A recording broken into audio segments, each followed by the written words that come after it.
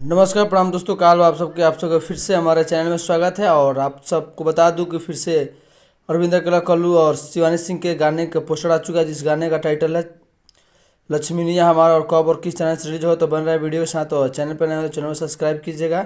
आप सबको बता दूँ कि इस गाने को 27 तारीख को 6:30 पर रिलीज किया जाएगा। जिस गाने को लिखे हैं प्रिंस प्रियदर्शी और म्यूजिक दिए हैं संगीत प्रियांशु सिंह। और काफ़ी मशहूर इस गाने को बनाया गया, जिस गाने का टाइटल है लक्ष्मीनिया हमारा। और इस गाने में काम किए हैं सपना चौहान। और आप सबको बता दूं वेब म्यूजिक यूट्यूब चैनल पर इस गाने को रिलीज किया जाएगा, जिस गाने का टाइटल आप सबके सामने है।